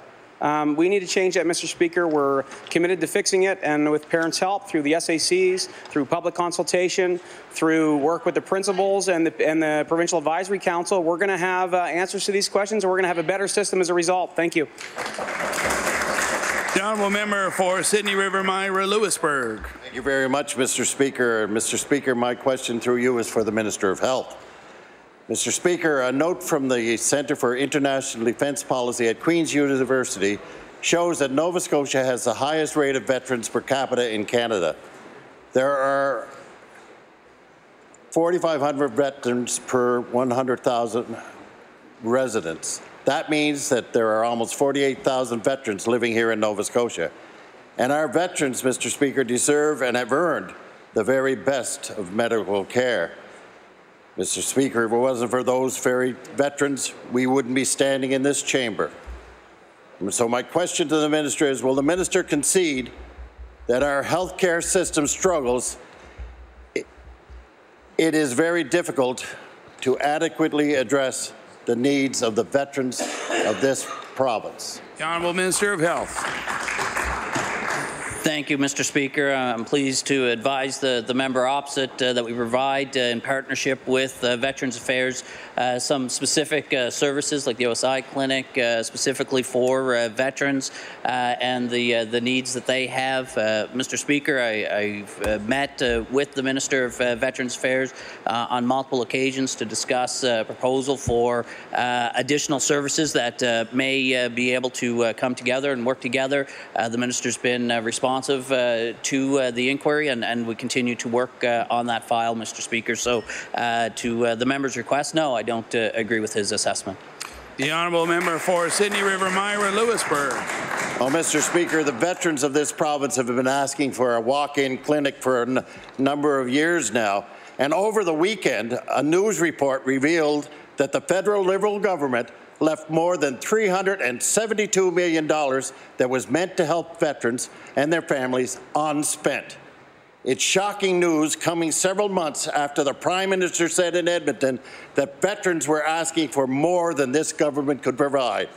Since Nova Scotia is the home of the highest rate of veterans per capita in Canada, Mr. Speaker, when are we going to see the walk-in clinic? Will the minister commit today to doing the right thing by our veterans and demanding his federal cousins give Nova Scotia a walk-in clinic that means it will help those who sacrifice so much for us? The Honourable Minister of Health. Thank you, Mr. Speaker. And as I'd mentioned previously, I have had the opportunity on a couple of occasions, most recently this summer, to meet with the Minister of Veterans Affairs. I believe it was a very productive meeting, Mr. Speaker. He continues to be open to the proposal, and we have staff working together to see what we can come up with based upon the request that's been brought forward by some veterans here in the province of Nova Scotia. And we'll continue to work with our partners, the federal government, to see this through to completion. The Honourable Member for Cumberland South. Mr. Speaker, my question is for the Minister of Health. Mr. Speaker, the people of Cumberland South have watched with great interest the cuts the government has made to health care in the Sydney area. They are starting to worry because they recognize a pattern. The emergency rooms at All Saints Hospital have been closed 202 hours since August 1st, and South Cumberland Community Care Centre ER was closed 252 hours since July 29th. That's more than a quarter of the time for All Saints and a third of the time for South Cumberland. And we hear there are more closures coming this week.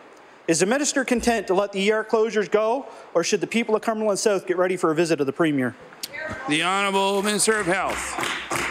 Thank you, Mr. Speaker. I'd like to clarify the member's opening remarks, suggesting that there have been cuts, Mr. Speaker. There haven't been any cuts, Mr. Speaker. It's well known that ER closures and the impact across the country, Mr. Speaker, relate to staffing on the front lines. That's why we've been listening to our frontline healthcare providers. We've been changing our incentive programs and compensation, Mr. Speaker, because that's what we're being told by physicians. That's what we're hearing from nurses, Mr. Speaker, is how we define these programs, how we provide additional training opportunities. This is what we've been asking for, Mr. Speaker, and that's what we've been moving forward on. The honourable member for Cumberland South. Mr. Speaker, I'll stand corrected. The closures at Northside General and New Waterford sent shockwaves throughout rural Nova Scotia. Everybody's looking around wondering who's next. There are many that don't want me to ask this question to see what happens through the Nova Scotia Health Authority. Will the minister give us his word that the All Saints Spring Hill Hospital and South Cumberland Community Care Centre will remain open as long as he is minister? The Honourable Minister of Health. Thank you, Mr. Speaker, and thank the member for his question. As the member would know, that when closures do take place, Mr. Speaker, it's as a last resort. It's done, Mr. Speaker, when they can't, the NSHA is unable to fill shifts. I think the member would appreciate that. It's critical that when an emergency department is open, it's open with the appropriate staffing levels to provide the care that's needed. The work that's ongoing for recruitment initiatives in communities like Cumberland, Cape Breton, and across the province, Mr. Speaker, are being supported underneath with investments by the province to increase compensation, as well as modifications to our incentive programs, Mr. Speaker. We're listening to the frontline healthcare professionals and making the changes that they're looking for. The honourable member for Kings North. Mr. Speaker, my question is for the Minister of Health and Wellness. Mr. Speaker, yesterday I met with two constituents of mine who lost their family doctor in October of 2017. They immediately went on the list to receive a family doctor, joining 56,000 other Nova Scotians, but have yet to have a replacement. In fact, they've called twice to confirm they are still on the list, and they've been on the list almost a year now. However, they have a neighbour who went on the list long after they did and has already been connected with the doctor. My question for the minister is, can the minister explain why some people on the waiting list are left languishing while others who have registered later receive a family doctor? The Honourable Minister of Health. Thank you, Mr. Speaker. The way that the 811 Need a Family Practice list works, when individuals register, then when a primary care provider makes it known that they're looking to extend or expand their practice, take on new patients, then they do an evaluation, a search of the list based upon roughly the geography around the clinic, and then that list is provided to the physician or nurse practitioner that's looking to attach unattached patients. Mr. Speaker, that's the way the process works. Individuals in the primary care office then follow up with the physician, with the patients, and take people off the list as they attach that way. The honourable member for Kings North. Mr. Speaker, my constituents who asked not to be identified but shared with me they both have a variety of serious conditions that have them travelling to clinics in Wolfville and Berwick and to the ER in Kentville on a constant cycle. The main problem they face is a lack of follow-up on their health concerns. For example, one of them had blood work done in July. It showed a number of concerning results, but they have had no follow-up since then. My question for the minister is, will the minister explain how people who are trapped in a never-ending cycle of visiting clinics, how they're supposed to get proper follow-up health care since the walk-in clinics are not permitted to do this service? The Honourable Minister of Health. Thank you, Mr. Speaker. Just a quick point of clarification for the member. There's nothing that prevents individuals operating in a walk-in clinic from providing this type of care. Mr. Speaker, as far as what we've done to help enhance and strengthen the care to help support frontline healthcare providers and encourage them to provide that level of care, we made adjustments based upon feedback from and input from Doctors Nova Scotia by strengthening and increasing the fees provided for comprehensive family care providing that level of care that was referenced by the member opposite. That, Mr. Speaker, is what we've done. We've invested almost $40 million to do so, Mr. Speaker. That's a step we've taken by listening to the frontline healthcare workers as well as the people of Nova Scotia who recognize the need for comprehensive family care services. The honourable member for Dartmouth North. Mr. Speaker, my question is for the Minister of Environment. It's been almost a month and a half since the Nova Scotia Power oil spill at Tufts Cove in Dartmouth North. The last we heard, the cleanup was supposed to be completed by mid-September. It is now mid-September, and the cleanup appears to be ongoing, and no one is getting any updates from either Nova Scotia Power or the Department of Environment.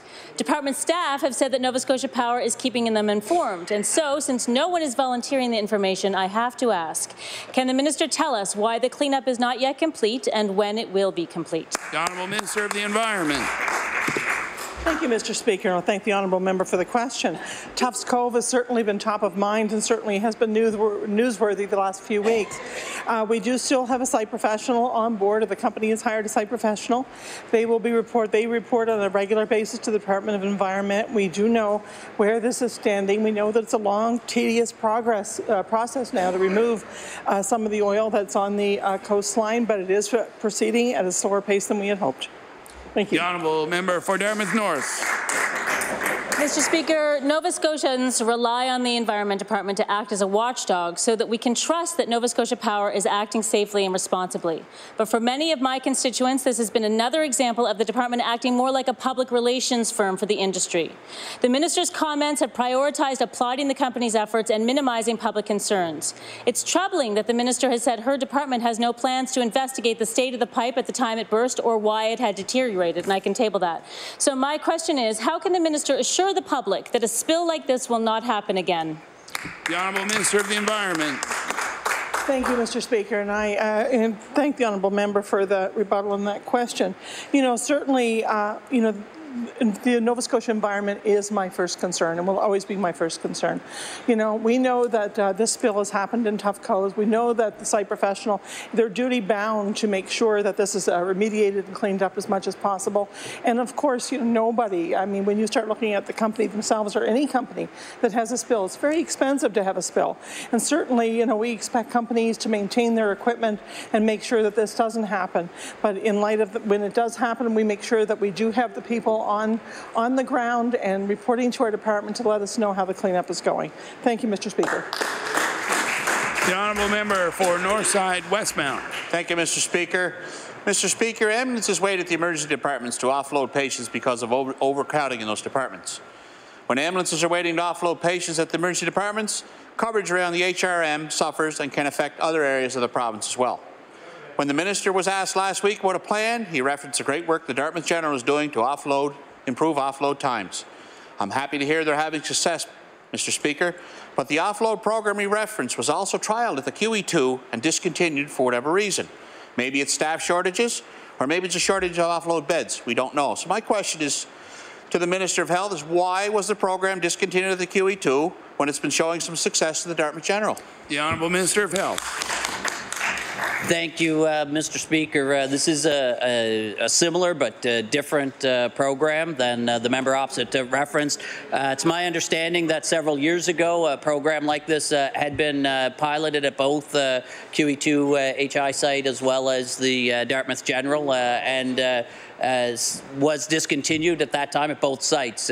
What's transpired, as I referenced in previous remarks, was that about fall of last year, so just under a year ago, Dartmouth General did revamp. They took some lessons learned from the first go-round, and they've rolled it out again, Mr. Speaker, and from all accounts that I've heard, feedback's been positive, rollout's been going well, and they're looking at the information from this pilot at Dartmouth General to see how it can be rolled out at other sites as well. The honourable member for Northside Westmount. Thank you, Mr. Speaker. Mr. Speaker, the ambulance system is in disarray, and the paramedics are waiting for the minister's help because their members are starting to fatigue. Paramedics are becoming more stressed with each passing day because the healthcare system is such a disarray.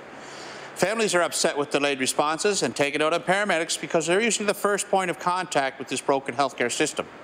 The minister claimed last week he's listening and referenced the ride-along he had with Nova Scotia paramedics. So, Mr. Speaker, my question to the minister is, can he confirm that he did a full 12-hour shift with paramedics, or did he just take a drive along with the supervisor? The Honourable Minister of Health. Thank you, Mr. Speaker. As the member would know, I think there's some concerns about the privacy of individuals being in the active ambulance with the acute care paramedics. But, Mr. Speaker, we did go around. We met with paramedics in hospitals as well as at their branches, Mr. Speaker. I had the opportunity to hear directly from the frontline paramedics and acute paramedics, Mr. Speaker. The feedback that they provided was very helpful to me, Mr. Speaker. It was one of the first things that I heard was about the success of the offload at the Dartmouth General, Mr. Speaker. It's one of the reasons why I made sure that we got over to that hospital, to the emergency department, to see how that offload program was operating firsthand. The honourable member for Pictou Centre. Thank you, Mr. Speaker. Mr. Speaker, my question is for the Minister of Health. Mr. Speaker, I'll cut the preamble and get to the point, which is situation is pretty ridiculous in my mind.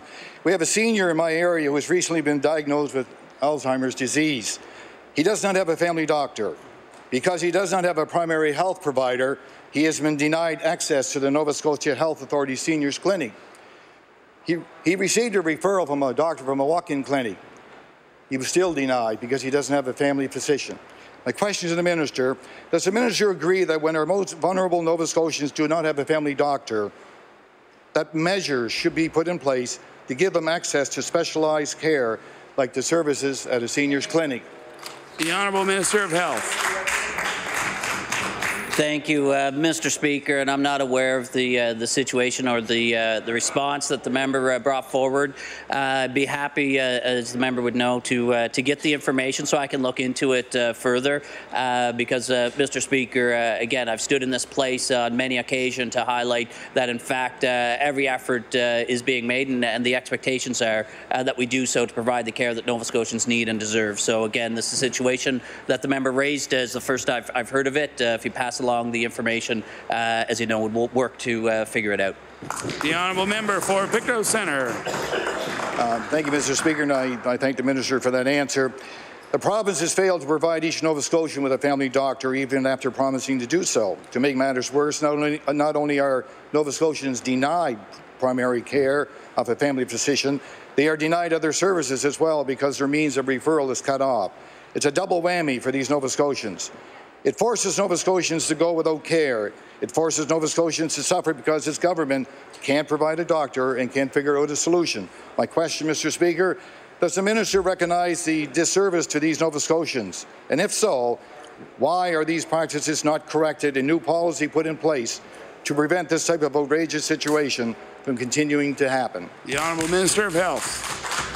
Thank you, Mr. Speaker. As the member knows, we do recognize the need to build upon the access to primary care for Nova Scotians that don't have access to a family physician or a nurse practitioner to provide those services.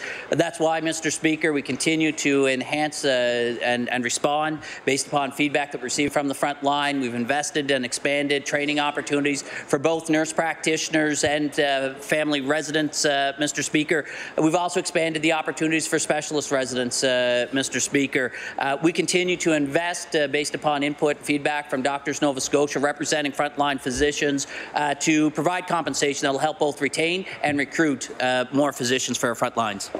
The honourable member for Sackville-Beaverbank. Yes, thank you very much, Mr. Speaker, and I don't want to break the trend, so my question today is for the Minister of Health. Mr. Speaker, my constituency of Sackville-Beaverbank is considered one of the fastest growing areas in the province, according to an ad that is now posted on the NSHA website.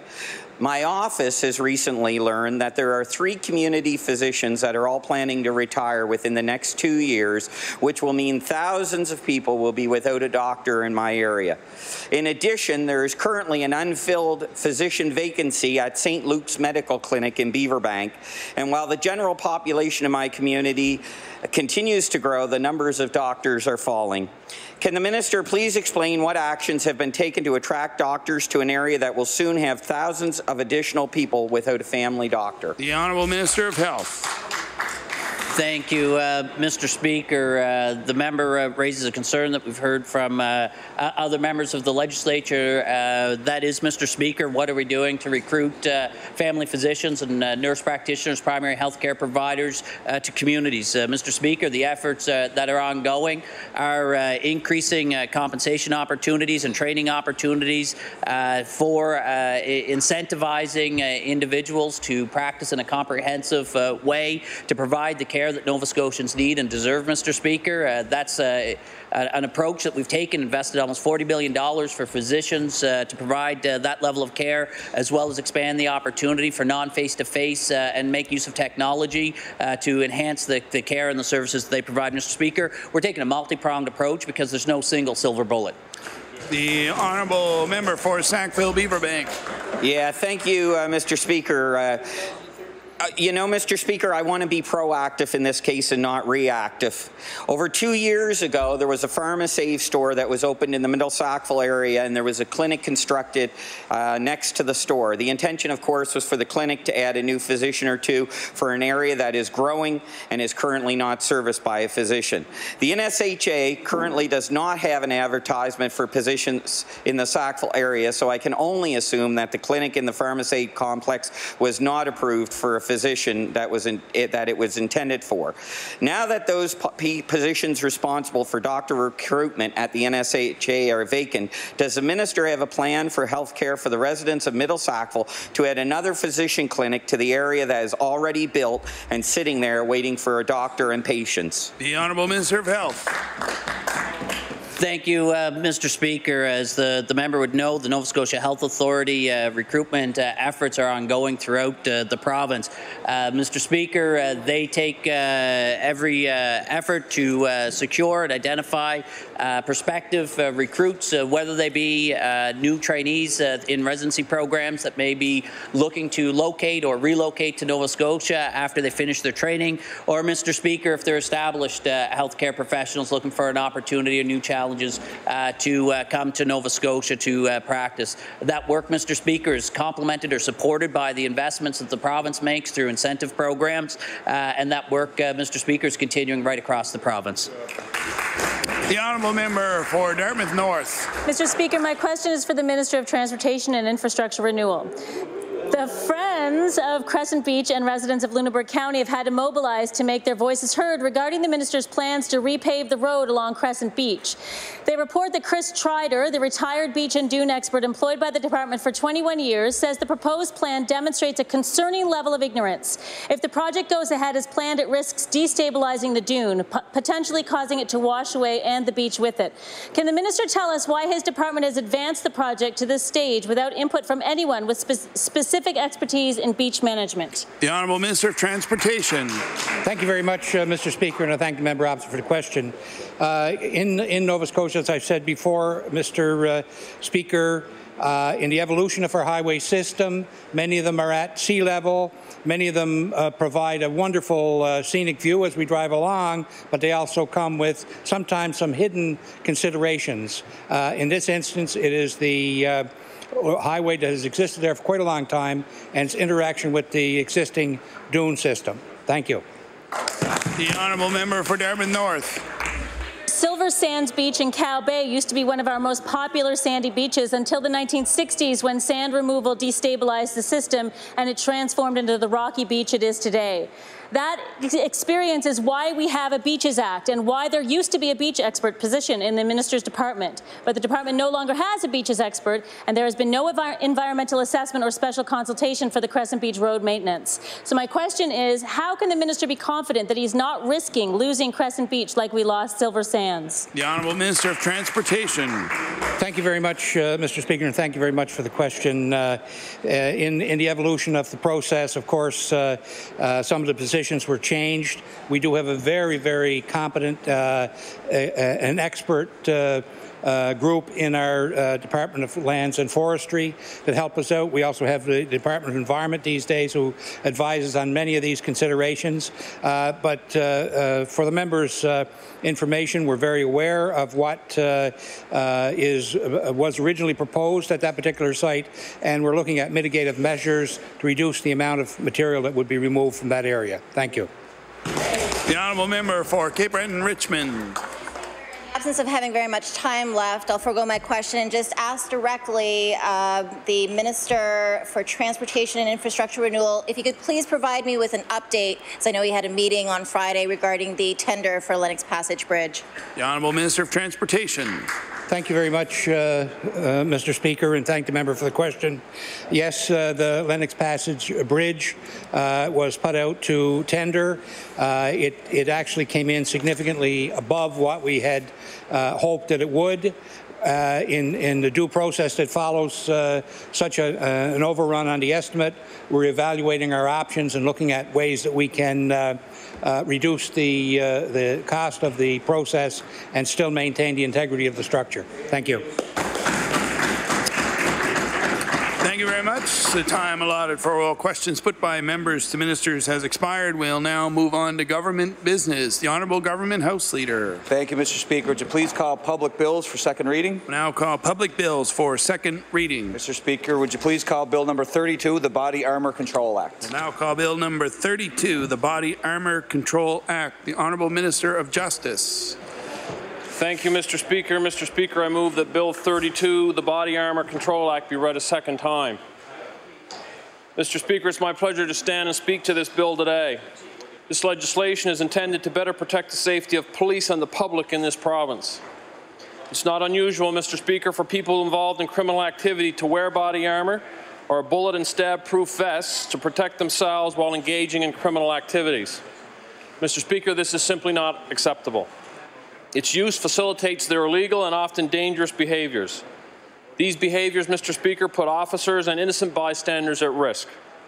Our policing partners have told us that this practice is becoming increasingly common. This is troubling, Mr. Speaker, so it's important that our legislation is up to date and effective. Police will tell you that body armour is frequently found in the seats of vehicles at routine traffic stops, when searching properties under legal warrants, and even, Mr. Speaker, quite frankly, found in second-hand stores like Frenchie's.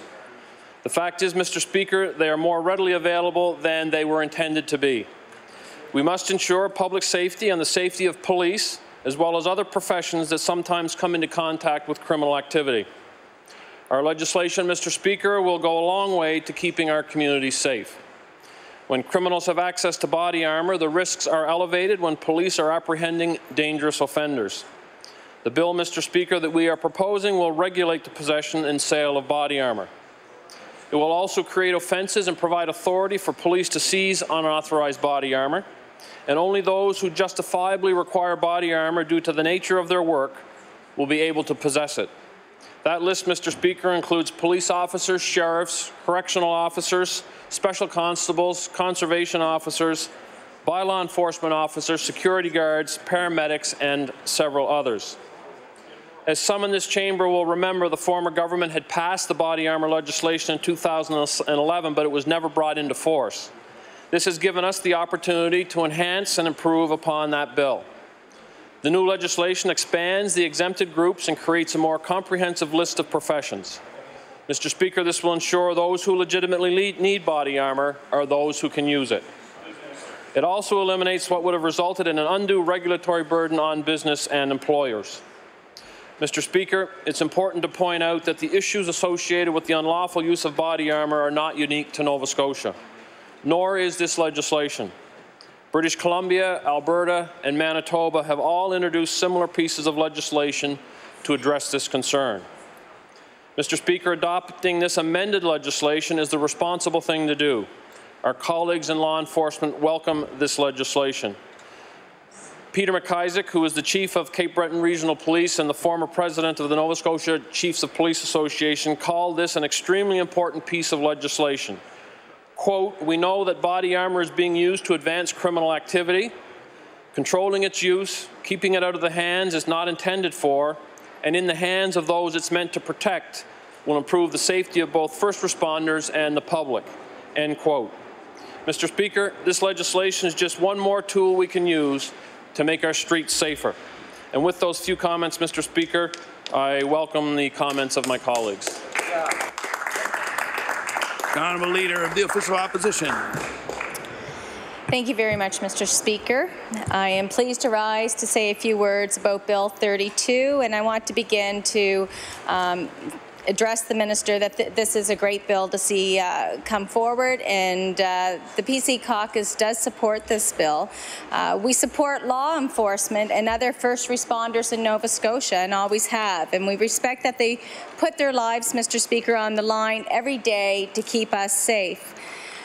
We have long argued as a party that our first responders should be given the tools they need to be safe to do their jobs.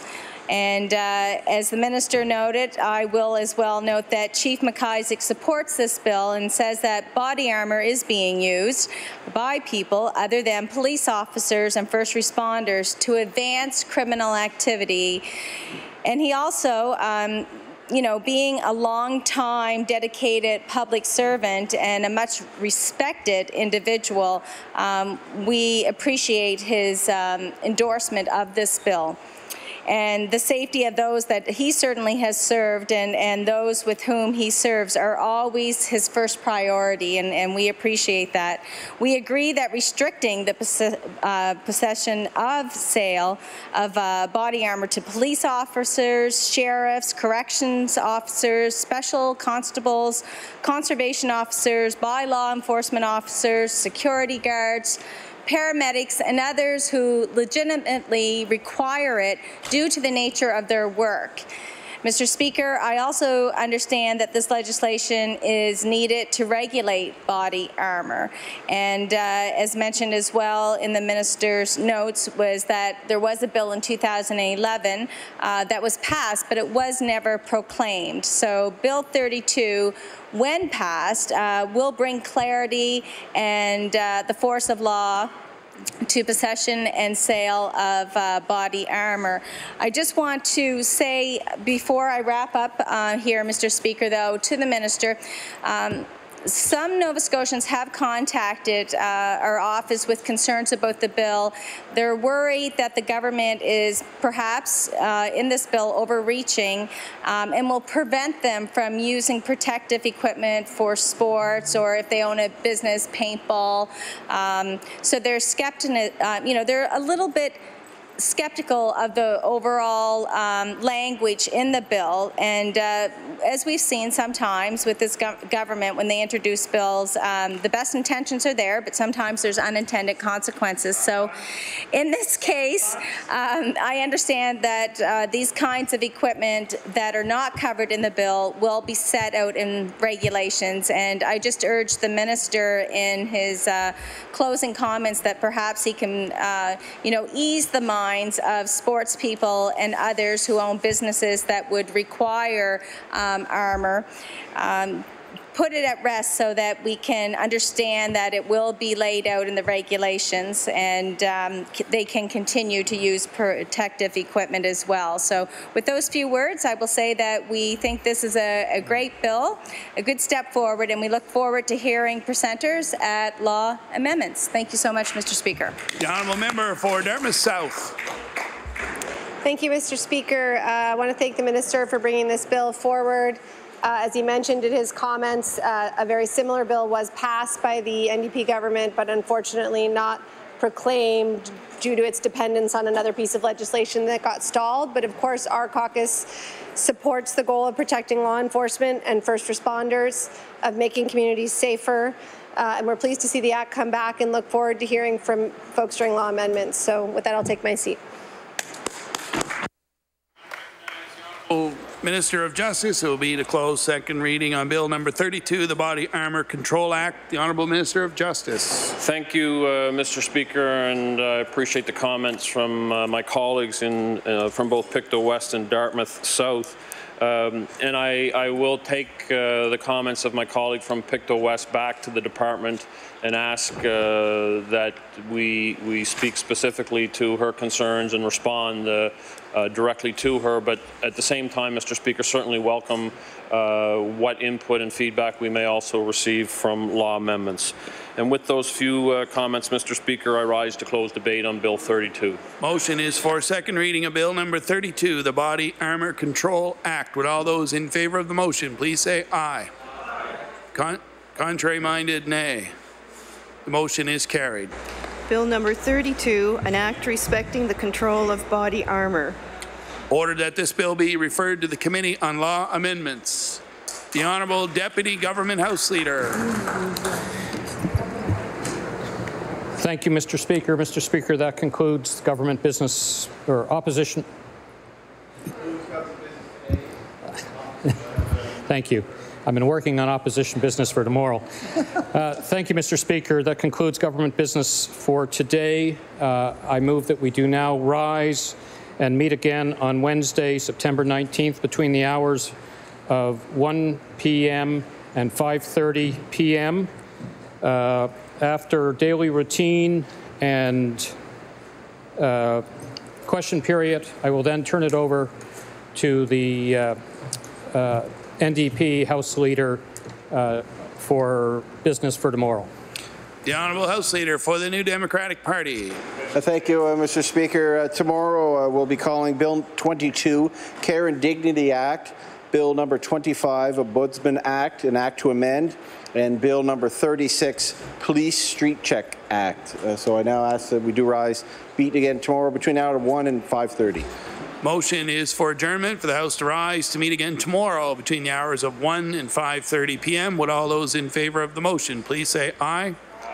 Contrary-minded, nay. Motion is carried. The House now stands adjourned until tomorrow at 1 p.m.